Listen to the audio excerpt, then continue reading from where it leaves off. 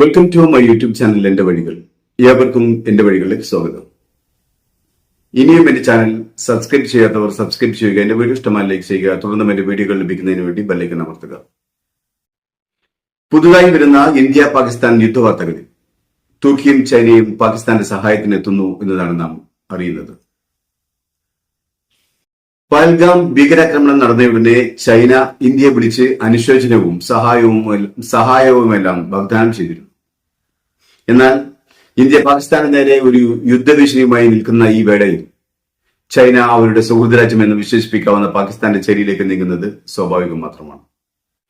മാത്രമല്ല, പാകിസ്ഥാൻ മറ്റ് ലോകരാജ്യങ്ങളുടെ ശ്രദ്ധ ക്ഷണിച്ചു വരുത്തുന്നതിന് വേണ്ടിയായിരിക്കാം പഹൽഗാം ആക്രമണത്തെക്കുറിച്ച് ഒരു നിഷ്പക്ഷ അന്താരാഷ്ട്ര ഏജൻസി അന്വേഷിക്കട്ടെ എന്ന് പാകിസ്ഥാൻ അതിനിടയിലാണ് ചൈനയുടെ അതിനൂതന മിസൈലുകളും ഡ്രോണുകളും പാകിസ്ഥാൻ ലഭിച്ചതായി റിപ്പോർട്ടുകൾ പുറത്തുവരുന്നത്. PL-15 ഗണത്തിൽപ്പെട്ട മിസൈലുകളാണ് ചൈന പാകിസ്ഥാന് നൽകിയത് എന്നാണ് അറിയാൻ കഴിയുന്നത്. പാകിസ്ഥാന്റെ JF-17 ബ്ലോക്ക് 3 യുദ്ധവിമാനങ്ങൾ ഘടിപ്പിക്കാൻ കഴിയുന്ന PL-15 BBR ഗണത്തിൽപ്പെടുന്ന മിസൈലുകളാണത്രേ ചൈന പാകിസ്ഥാന് നൽകിയത്. ചൈനീസ് പീപ്പിൾസ് ലിബറേഷൻ ആർമിയുടെ സ്റ്റോക്കിലുള്ള മിസൈലുകൾ ആണത്രേ PL-15 ബിയോണ്ട് വിഷ്വൽ റേഞ്ച് മിസൈലുകൾ. ഈ മിസൈലിന്റെ ദൂരപരിധി 200 കിലോമീറ്റർ മുതൽ 300 കിലോമീറ്റർ വരെയാണ്. ചൈന പാകിസ്ഥാന് മിസൈലുകൾ നൽകിയ അതേ വാർത്തകൾക്കൊപ്പം തന്നെ കൂട്ടി വായിക്കേണ്ടതാണ് തുർക്കി നിരവധി സൈനിക കാർഗോ വിമാനങ്ങളുമായി പാകിസ്ഥാനിലെത്തിയിരിക്കുന്ന വാർത്തയും. തുർക്കി വ്യോമസേനയുടെ ഹെർക്കുലിസ് C-130 ചരക്ക് വിമാനമാണ് ഇപ്പോൾ ആയുധങ്ങളും ഡ്രോണുകളുമായി പാകിസ്ഥാനിലെത്തിയിരിക്കുന്നത്. ഡ്രോണുകൾ, ഇലക്ട്രോണിക് വാർഫെയർ സംവിധാനങ്ങൾ, ടാങ്ക് വേദ മിസൈലുകൾ തുടങ്ങിയ അത്യാധുനിക ആയുധങ്ങളുമായാണ് തുർക്കിയുടെ C-130 കാർഗോ വിമാനങ്ങൾ പാകിസ്ഥാനിലെത്തിയിരിക്കുന്നത്. പാകിസ്ഥാനും തുർക്കിയും തമ്മിൽ പ്രതിരോധ സഹകരണം നിലവിലുണ്ട്. തുർക്കിയുടെ ബൈറാക്ടർ ഡ്രോണുകൾ ഇപ്പോഴും പാകിസ്ഥാൻ ഉപയോഗിക്കുന്നുണ്ട് എന്നാണ് അറിയപ്പെടുന്നത്.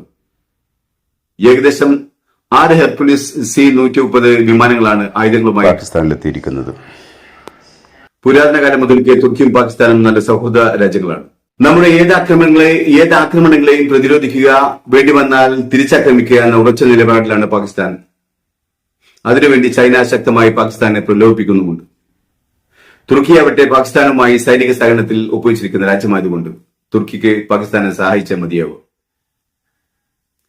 വീണ്ടും വിചാരമില്ലാത്ത ഒരു ജനതയുടെ രാജ്യമാണ് പാകിസ്ഥാൻ എന്നതുകൊണ്ട് തന്നെ പാകിസ്ഥാൻ ഇങ്ങോട്ട് ആക്രമിക്കും എന്നുള്ളതിന് മുമ്പ് തന്നെ പാകിസ്ഥാന്റെ ശക്തി കേന്ദ്രങ്ങൾ ആക്രമിച്ച് കീഴടക്കേണ്ടത് ഇന്ത്യയുടെ ആവശ്യമാണ്.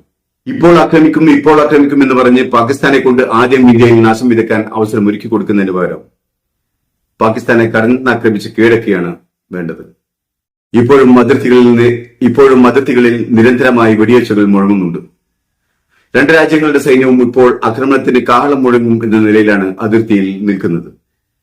അതിനിടയിൽ പഹൽഗാമ ഭീകരാക്രമണം നടത്തിയ ആക്രമികളുടെ അടുത്തെത്തിയതായി ഈ ഇന്ത്യൻ സേന അവകാശപ്പെടുന്നുണ്ട്. ഈ അവകാശവാദം ഉന്നയിക്കുമ്പോഴും ആരെയെങ്കിലും ഇതുവരെ കൊല്ലുകയോ കീഴടക്കുകയോ ചെയ്തതായി റിപ്പോർട്ടുകളില്ല. തിരച്ചിലിനിടയിൽ ഭീകരർ ഇന്ത്യൻ സേനയ്ക്ക് നേരെ നിറയൊഴിച്ചതായി വാർത്തകൾ വരുമ്പോഴും അക്രമികൾ കാണാമറയത്ത് തന്നെ നിൽക്കുകയാണ് ഇപ്പോഴും.